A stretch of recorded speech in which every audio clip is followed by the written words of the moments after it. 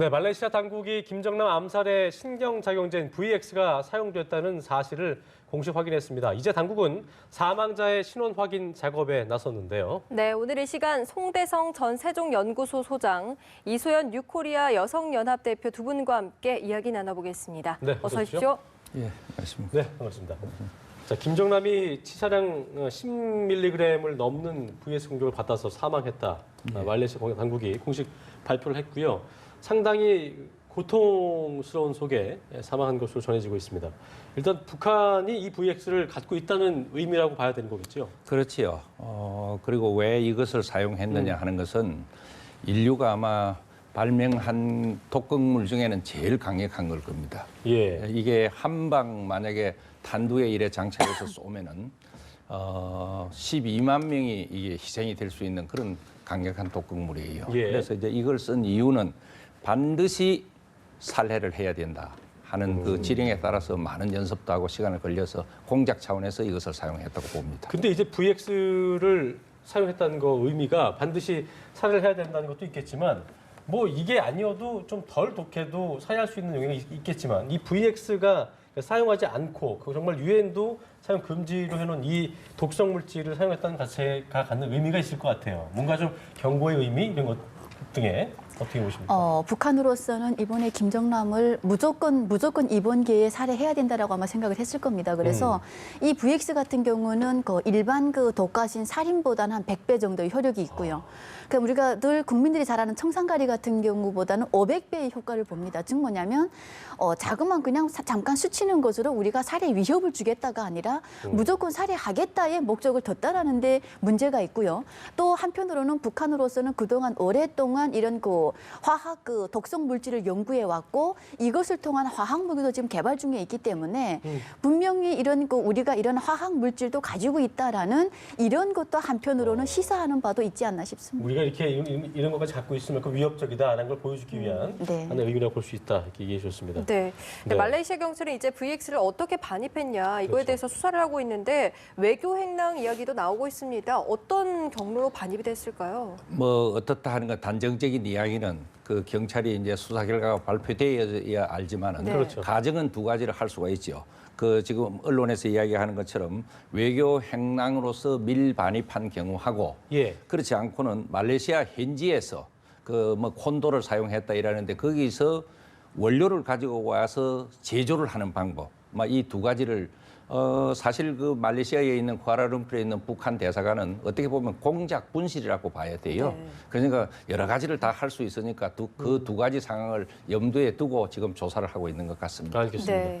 아까 저기 그러셨잖아요. 스치기만 해도 이게 살해에 상당히 큰 충격 줄 수 있고 큰 피해 줄 수 있다고 했는데 아까 그 두 여성이 뭐 베이비 파우더인 줄 알았다 이런 얘기도 했었는데 물론 이거에 대해서 VX 그러니까 물질과 물질이 합해졌을 때 VX가 될 수 있게 뭐 이런 걸 노리지 않았나 얘기를 하지만 어쨌든 그 손에 바르고 있으면 이 여성들도 굉장히 좀 유해하지 않을까 싶은데 이 부분은 어떻게 보셨어요?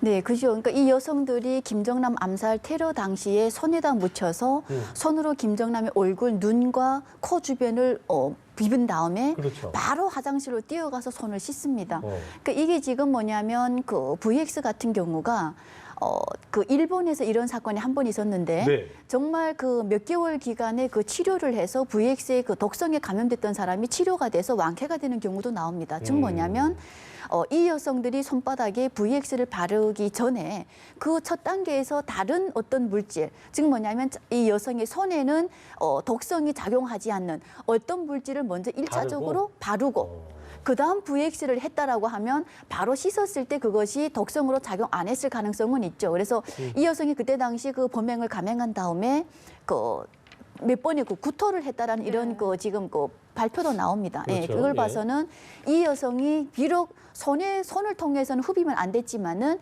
그 과정에서 이 여성도 그게 상당히 좀 위험할 수 있었다. 노출이 되어서 위험할 수 있었다라는 겁니다. 예, 알겠습니다. 네. 자, 북한이 그러면 이런 세계에서 아주 제재를 받고 있는 VX를 제조하고 만들어낼 수 있는 기술 이제는 보유하고 있다 이렇게 봐야 되는 거겠죠? 그렇지요. 사실은 이 생화학 무기라면 생물학 무기, 화학 무기 두 가지를 합쳐서 이야기하는데 북한이 생화학 무기에 관심을 갖고 이게 대량 살상 무기예요. 핵무기, 미사일, 생화학 무기 시작한 것이 1980년대부터 본격적인 이제 이 제조를 합니다.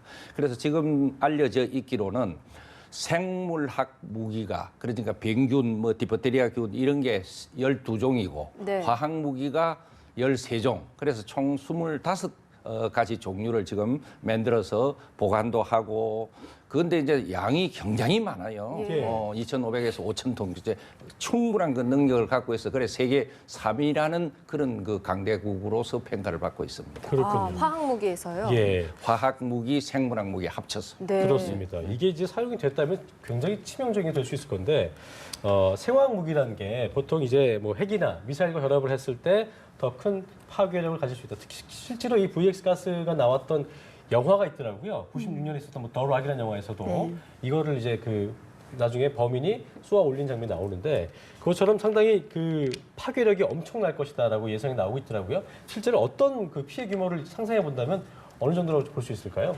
실제 이 VX 같은 경우는 10mg.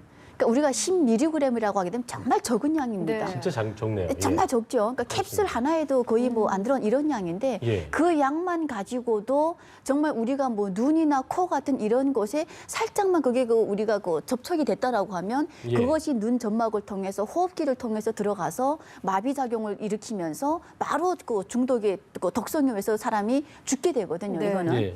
그래서 북한에서 이 그 화학 무기 이것은 1961년도에 김일성이 그런 지시를 합니다. 이제는 우리가 화학전을 준비해야 된다라고 합니다. 왜냐하면 6.25 전쟁 이후부터 꾸준히 아직도 적화통일이라는 정말 전쟁을 통한 통일이라는 걸 준비하는 북한에서 재래식 무기보다는 화학전을 했을 당시 즉 뭐냐면 아예 이번의 전쟁은 6.25 전쟁 이후의 두 번째 전쟁은 정말 이거 초토화를 시키겠다라는 이런 목적하에 지금 준비하는 건데요. 그래서 북한은 1992년도에 유엔에서 진행한 이런 화학 무기를 우리는 금지하겠습니다. 안 쓰겠습니다. 어떤 경우 전쟁이 나도 안 쓰겠습니다라는 이런 조약에도 들어가지 않습니다. 그 나라가 5개 나라에서 북한이 들어가는 거죠. 예. 이렇게 북한은 이걸 준비하는데 실제 우리가 대한민국 철책적으로 보게 되면 장사정포, 그다음 방사포 같은 대거 이런 전략 무기들이 지금 배치되어 있습니다.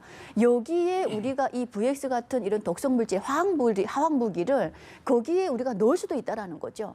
그러면 뭐냐면 이것은 대한민국까지 뭐 사거리가 25km, 최전방이 있어서 25km, 40km밖에 안 됩니다. 네. 이렇게 해서 들어오게 되면 우리가 북한에서는 적 인원 살상이라고 하는데 뭐 총 안 쏘고 포 안 쏘고 이 독가스로 이 모든 것을 전멸시킬 수도 있다라는 거죠. 아주 위험한 겁니다. 예, 그렇겠군요. 무서운데요. 적화통일 또 생화학 무기로 초토화를 만들겠다 말만 들어도 무서운데 우리 군에서도 대비가 필요할 것 같습니다. 그렇습니다. 우리 군은 좀 어떤 대비가 필요할까요?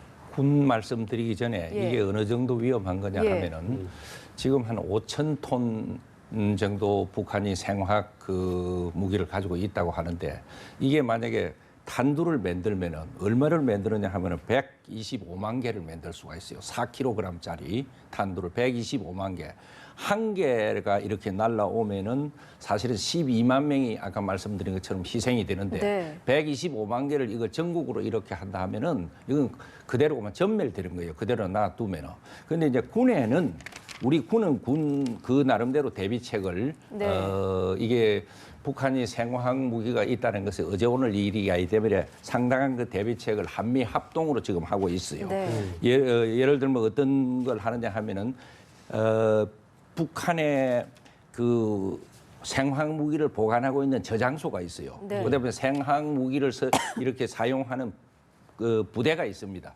그걸 면밀히 한미 양국이 지금 감시를 하고 있어요. 첨단 이 무기 같은 걸 동원을 해가지고. 예. 그래서 이제 감시를 해서 그게 정말 확실히 우리를 공격할 징후가 보인다. 한 발이라도 공격을 했다 하면은 지금으로서는 완전히 그 원점을 갖다가 방매를 시키는 이런 지금 작업을 하고 있기 때문에 우리 이게 한국군만은 안 됩니다.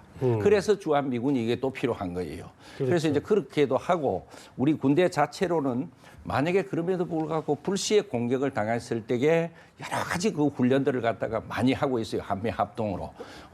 예를 들어 공격을 받았을 때 제독 작업은 어떻게 하고 공격을 받기 전에 예방 조치는 어떻게 하고 군은 군 나름대로 그런 대로 하는데 미흡한 점은 많이 있죠. 그런데 제일 문제는 뭐냐 하면 우리 민간인이에요. 예. 사람들이 많이 오는데 이런 게 하나가 이렇게 하면은 그대로 이거는 속수무책인 거예요. 그때는 다른 도리 없이 소위 선제 공격이라는 걸 하는 것 외에는 다른 방법이 없습니다. 네. 군에 계셨기 때문에 이런 생화학 무기를 쏘게 된다라고 하는 결정이 나올 정도의 거라면 거의 전시 상태로 봐야 되지 않을까 싶은 생각이 드는데 이걸 김정은이가 다른 또 용도로 쓰게 될 가능성이라든가 이런 위협들 이런 것들 어떻게 좀 저희가 예상해 볼 수 있을까요? 북한에서 거의 그 이 화학전이라는 것은 전쟁 시기 우리는 화학 물질을 쓰겠다라는 겁니다. 화학전. 그러니까 이것이 김일성 때부터 김정일, 김정은까지 온 거기 때문에 실질적으로 북한의 이런 화학 물질, 즉 화학 무기라는 것은 전쟁을 가상해서 쓸 수 있는 거고요. 근데 또 이런 경우가 있을 수 있죠. 지난해 우리가 2015년도인데 8월 달에 북한에서 목함 지뢰를 들어와서 살짝 설치해 놓고 나갔습니다. 그죠? 네. 그다음 우리가 천안함 연평도 같은 것도 우리가 아무런 무방비로 있는 상태에서 북한이 이런 기습적인 도발을 해왔다라는 거죠. 예. 그럼 북한이 이런 화학 무기를 이용한 도발을 못한다라는 이 법은 없습니다. 왜냐하면 그동안은 김일성 때에는 칼기, 아웅산 테러처럼 눈에 보이는 폭발을 했다라고 한다면 그때는 공작원들한테 독약 먹고 그 자리에서 자결하라 그랬죠. 그러다가 그다음 김정일 시대 들어와서는 천안함 영평도 같이 잠수함 포를 통해서 또 합니다. 근데 김정은 시대 들어와서는 이복형과 장성택을 죽일 만큼의 여러 가지 이게 심리적인 변화. 그러니까 이 김정은의 심리는 누구도 지금 예측할 수 없는 거 아니겠습니까? 이런 김정은이가 이런 VX 같은 화학 물질을 이용한 여러 가지 도발을 한다. 이거는 정말 우리가 너무 간과해서는 안 될 뿐이다라고 생각합니다. 알겠습니다. 네. 그래서 한 가지만 더 예. 추가를 하면은 그래서 대량 살상 무기는 만들지 못하게 하는 게 제일 최선책이고 그래서 만약에 저렇게 실용화돼 제재가 중요해 보이는데 예, 실용화가 돼가 있으면은 결국 밸런스 오브 테러라고 공포 균형밖에 없어요. 만약에 그걸 사용하기만 하면은 우리는 너희들을 갖다 완전히 박멸을 한다, 완전히 붕괴시킨다 하면서 핵무기도 마찬가지거든요. 만약에 저런 화학 무기를 우리한테 쓰면은 평양이고 뭐이고 전부 이거는 폭격을 해버린다든가 예. 이렇게 선제 공격 그걸 갖다 공포 균형밖에 없습니다. 사실은. 그렇군요. 그러니까 지금 말씀드린 대로 국제사회 제재가 어떻게 나와야겠냐 여쭤보려고 했었는데 예. 그런 식으로 공포식으로 이렇게 압박하는 수밖에 없다라고 보시는 거예요. 근데 실제적으로 그렇게 할 수도 있지만 다른 방안을 또 내놓을 수도 있을 것 같거든요. 어떤 경우인지를 좀 살펴볼 수 있을까요? 지금 제가 그 트럼프 행정부의 정서를 네. 트럼프 대통령 자신도 그렇고 거기에 모여 있는 강요들이 아마 역사 이래 초강경파일 거예요. 북한에 대한 인식은 쟤들은 그냥 놔두면은 미국한테 진짜 재앙이 된다. 재앙이 되기 전에 무슨 특별한 조치를 해야 된다 하고 배우고 네. 있던 이런 그 시점이에요. 그런데 미사일 시험을 하고 이번에 이런 또 자기 형까지 친족을 이렇게 살해하고 해서 그냥 너무 종전에 오바마식 행정부가 대처해서 또 대화해서 무엇을 하자 이렇게는 안 할 거예요. 제가 볼 때는 중국을 아마 강력하게 압박을 할 겁니다. 예를 들면 북한하고 교류 협력하고 있는 거 전부 다 끊어라. 영해상에 북한 배 한 척도 못 들어오게 하라든가 영공상에 북한 비약이 못 들어오게 하라든가 못 들어오게 하라든가 아마 초강경의 무슨 요구를 중국한테 해서 북한을 갖다가 종전과는 다른 강력한 제재로 몰고 갈 가능성이 있다. 저는 이렇게 봅니다. 그러니까 네. 어쨌든 국제사회가 좀 더 압박을 더 심하게 갈 수 있는 그렇죠. 좀 명분을 만들었다고 좀 보고 계신 거고요. 많이 만들었죠. 예, 알겠습니다. 네. 오늘 미국 워싱턴에서는 또 한미일 북핵 6자회담 수석대표 회의에서 예. 이 북한의 생화학 무기 위협 문제도 또 긴급 현안으로 논의될 것으로 그렇습니다. 보이는데요. 한미일 3국 대표들이 심각성과 대응 방안을 공동 발표문에 실을 것인가 이 부분도 지금 어떻게 예측하시는지 지금 듣고 곧 아마 나올 건데 네네. 한미일 어느 나라든 지금 뭐 대환이 이렇게 화해적인 이야기를 할 나라는 하나도 없어요. 네. 그게 아마 트럼프 정부가 강력한 대북 지금 트럼프 대통령이 취임한 이후 북한에 대해서 몇 번이나 아주 빅 프로블럼이다. 매우 이 문제하다. 네. 정말 나쁜 친구들이다. 자기 백성을 노예로 만들어 놓고 이럴 수가 있느냐. 이러고 있는데 이번 아마 한미일 이 삼국의 그 공동 아마 그 합의문이라든가 성명은 아마 대단히 강력한 내용이 될 겁니다. 그렇군요. 네. 북한 입장에서는 어쨌든 지금도 국제사회적으로 큰 압박을 받고 있는데 이런 상황에서 더 큰 압박이 들어오게 된다면 더 수세에 몰릴 수밖에 없거든요. 그런 면에서 일단은 본인들이 아니라고 계속해서 우기는 그 전략을 펼 것 같은데 어떻게 좀 예상하고 계세요? 네, 그죠. 그러니까 우리가 처음에 이 뭐냐면 김정남 암살 테러 사건이 일어났을 때 예. 강철 대사가 처음에는 김정남이 맞다라고 한번 확인을 해줍니다. 그렇죠. 근데 이게 지금 그냥 쏙 들어가 버리고 예. 이제는 그 강철 대사가 몇 번의 기자회견 그 이후부터 기자회견 나와서는 김철이다라고 하는 거죠. 평민이다. 예, 그냥 그런 일반 분일 뿐이다. 예, 예. 그냥 김철이라고 하는데 그 첫 번째 나와서 김정남이 맞다라는 것을 확인해준 부분에 대해서는 거의 지금 이 강철 대사 거의 이제는 거꾸로 지금 부인하고 있지 않겠습니까? 그렇죠. 그러니까 이 그 뭐냐면 설마 이제 김한솔과 김소리 남매가 들어가서 자 김정남 이 김철이라고 하지만 내 아버지가 맞다라고 하더라도 현재 이 사람들은 국적이 북한으로 되어 있지 않겠습니까? 그러면 이 북한의 대변인인 강철 대사가 나와서 이 사람들이 확인해도 김철이 자녀들이다 이 사람들은라고 한다면 이거 뒤집어지질 않는다라는 거죠. 끝끝내 계속 북한이 우기는 거는 김철이 자녀들이고 이 시신은 김철이다라고 계속 그 끝까지 갈 수 있다라는 겁니다. 그러니까 북한으로서는 이번에 그 김정남 암살 테러를 통해서 국제사회가 암살 뭐 테러 지원국 내지는 기존에 우리가 핵에만 치우쳤던 것을 화학 무기로 이제는 전환시켜서 그렇죠. 예, 제재할 가능성도 있다라는 것을 북한이 모를 리가 없다라는 겁니다. 그럼에도 불구하고 북한은 지금 뭐 핵실험 이제는 뭐 5차 이상으로 지금 갔고요. 또 화학무기 같은 것도 지금 자기들이 지금 공공연히 이제 VX라는 가장 강한 독성을 이용해서 한다라고 하는 것은 국제사회 제재가 들어와도 자기들 나름의 그 김정은 체제만큼은 우리가 끝까지 한번 그걸 지켜볼 지켜보겠다. 자신감이 있다라는 것을 그대로 보여주는 거다라는 겁니다. 그래서 저는 이런 때일수록 국제사회가 정말 이제 중국까지 나서서 그렇죠. 철저히 이제는 북한을 우리가 압박할 필요가 있다라고 생각을 하고요. 또 이런 때일수록 대한민국에서는 이 북한의 그리고 이 안보에 대한 이런 부분을 좀 더 철저히 할 필요가 있다라고 생각합니다. 그렇군요. 네, 알겠습니다. 자, 말레이시아 정치권에서 북한 이번 사건에 대해서 아주 비판의 목소리가 그렇죠. 나오고 있다고 합니다.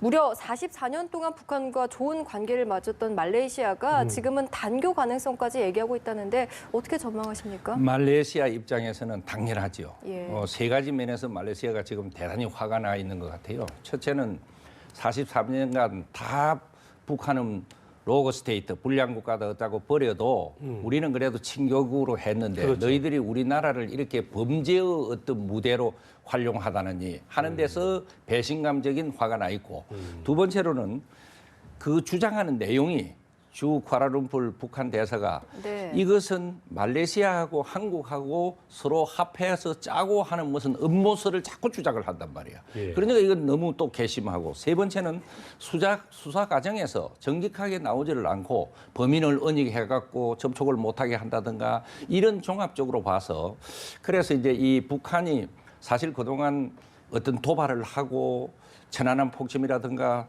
딱 오리발 내밀고 하는 거는 남한하고는 그게 익숙해지고 남한이 그걸 갖다 철저히 잡지를 못했어요. 예. 그래서 또 남북이 다투면 어느 게 진짜인지 모르고 이랬는데 미얀마, 아웅산 사태라든가 제가 해외에서 이제 그때 크게 한번 저질렀고 이번이 또 이건데 이거는 아마 말레이시아니 동남아 국가들이 그냥 있지를 않을 겁니다. 네. 그래서 아주 어려운 그런 입장에 처하게 될 겁니다. 그래요. 네. 이렇게 44년 동안 그 좋은 관계를 맺어 왔음에도 불구하고 이렇게 단칼에 관계를 흐트러뜨릴 만큼 북한의 어떤 외교력이라든가 이런 것들이 참 의심되는 부분인데요. 어떻게 보셨어요? 지금 김정은 입장에서는 네. 44년간 말레이시아와 이 외교 관계를 맺어왔다라는데 이번에 중점을 둔 것 같지는 않습니다. 얼마나 그 단순한 인간이냐면 자기 고모부 장성택이를 처형했습니다. 그때 당시 북한 주민들이 뭐라고 했냐면 고모부 장성택이 아닐 거라고 부정하고 싶었죠.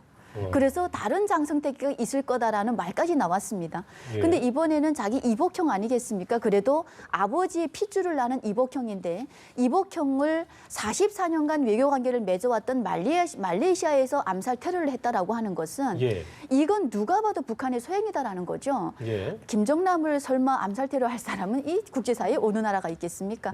근데도 지금까지 가장 정상적인 국가다라고 한다면 뭐 그 배후에 설사 지금 형광성 같은 뭐 이등서기관, 이정철 같은 뭐 약학 뭐 박사 이런 사람들이 나왔다라고 해도 그러면 북한의 입장에서는 김정남 암살 테러에 대해서 철저하게 수사를 해 주십시오라고 말레이시아 당국에 제기하는 것이 맞는 건데 김철이라고 숨기기에 바쁘고 시신을 빨리 넘겨달라는 데 대해서 더 바쁘다라는 거죠.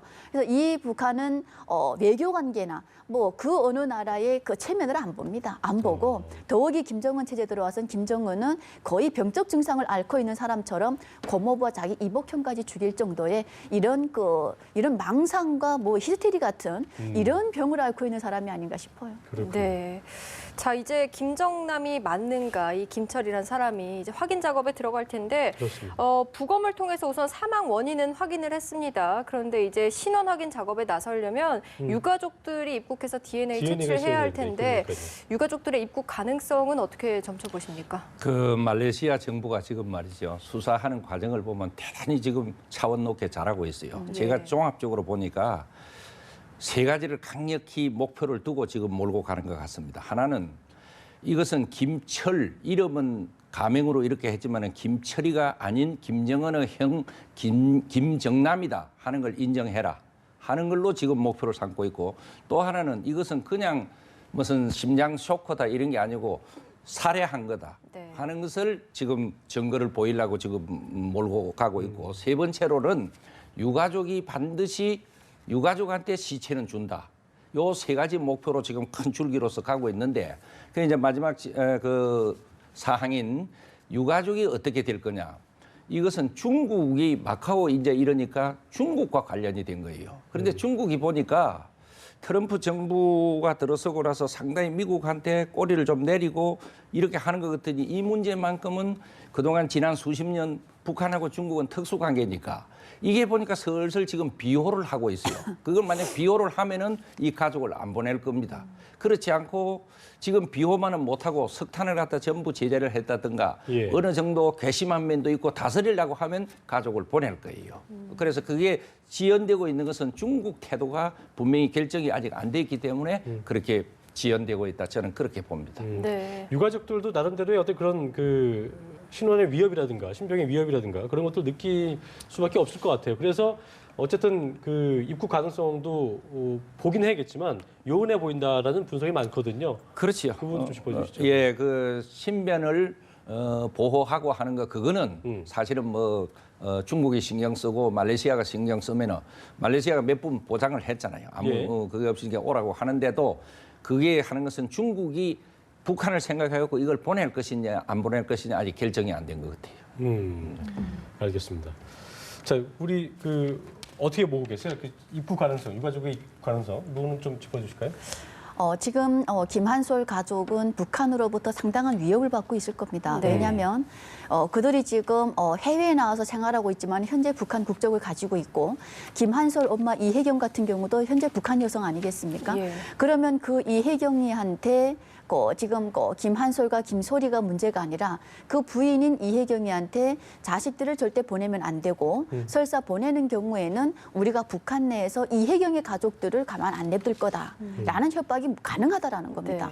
그러면 이 이혜경 같은 경우는 실질적으로 김한솔도 이제는 성인이 되지 않았겠습니까? 파리에서 정치학을 전공할 정도로 시각 일가견도 있고 이런 사리 분석이 가능한 친구지만은 현재 그 엄마의 얘기를 또 안 들을 수도 없는 이런 상황이고요. 그러니까 한쪽으로는 이 사람들이 해외에서 살면서 그동안 북한 체제로부터 철저히 버림당해왔고 아버지가 암살 테러 당한 데 대해서 정말 참을 수 없는 이런 울분과 뭐 그런 격분을 가지고 있겠지만은 이 사람들이 북한으로부터의 협박과 이런 위협에는 자유롭지는 않을 거다라는 겁니다. 네.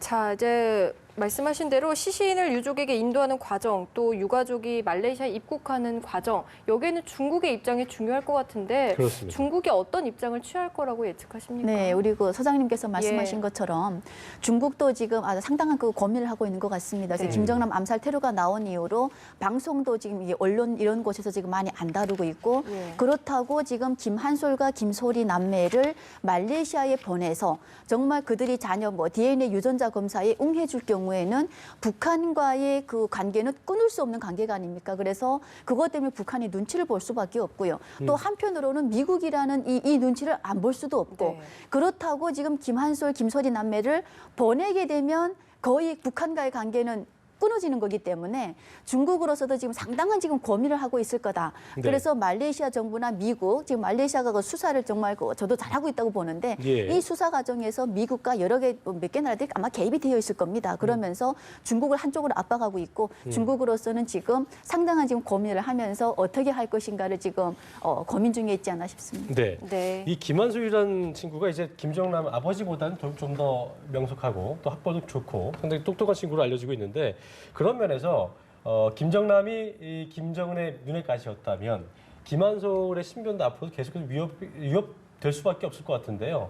이런 부분들, 그러니까 이런 것들이 김한솔에 대한 위협이 근실간에 이어질 것인지 아니면 좀 더 시간을 두고 점차적으로 계속 위협이 가해질 것인지 이 부분은 좀 더 제가 짚어볼 필요가 있을 것 같습니다. 네, 그렇죠. 저는 제가 봤을 때는 지금부터 아마 그 전에도 김한솔과 김정남에 대한 뭐냐면 아주 괘씸한 생각을 북한 네. 정부가 하고 있었을 겁니다. 왜냐하면 김정남도 그동안 다니면서 북한 체제를 비판해 왔죠.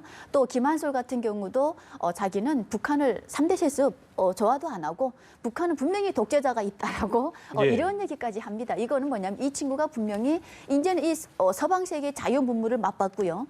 또는 정치학을 전공하면서 분명히 그렇죠. 그런 부분에 대한 학습이 제대로 된 친구다라는 거죠. 그런데 바른 시각으로 북한 사회를 바라봤기 때문에 독재자라는 표현을 썼기 때문에 그에 대한 모든 앙심을 품었던 것을 지금 김정남을 살해하지 않았겠습니까? 그러면 김한솔 같은 경우는 북한으로 들어가지 않는 이상, 해외에서 생활하는 이상에는 거의 아버지에 대한 한마디로 뭡니까? 내 아버지를 죽인 원수가 되지 않겠습니까? 그런 식의 그 마음을 가지고 해외 활동을 할 가능성이 많기 때문에 예. 북한으로서는 또 하나 이게 암초 대상이 되는 거죠. 그런 점에 봤을 때 김한솔의 한국의 망명도 저희가 어떻게 보면 예외 가능성이 없다고 볼 수는 없을 것 같습니다. 그 북한은 체제의 속성이 체제에 도전한다고 생각이 되면은 형제고 외척이고 친척이고 그렇죠. 삼대를 멸한다 하잖아요. 예. 그러니까 타겟가 되어 있는 것은 사실이에요. 그리고 김소리 그 여고생 거기는 트위터 이메일 이런 데 한 내용 지금 흘러나오는 거 보니까 예. 이 세상에는 밝은 세계와 어두운 세계 두 세계가 있다든가 벌써 이건 자식들이지만은 저쪽 북한은 저건 우리의 원수다 하는 이제 네. 이런 생각을 갖고 있기 때문에 예. 사실 엄청나게 노리고 있지요. 알겠습니다. 예, 그래서 네. 비극입니다. 네. 네, 오늘 말씀 여기까지 듣겠습니다. 지금까지 송대성 전 세종연구소 소장, 이소연 뉴코리아 여성연합 대표 두 분과 함께했습니다. 두 분 고맙습니다.